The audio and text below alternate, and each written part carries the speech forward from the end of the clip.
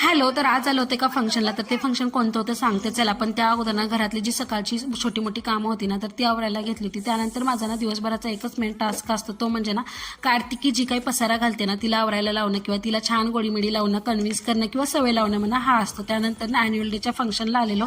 ही छोटी लेकरं इतकी छान इंग्लिशमधून स्पीच देत होती ना तर कानाला ऐकायला ना एकदम भारी वाटत होतं. आणि त्यानंतर ही फंक्शनला आलेली छोटी ना कंटिन्युअसली आमच्याकडे बघून अशी स्माईल देत होती. त्यामुळे मला काय तिला कॅप्चर करायचा मोह आवरलाच नाही.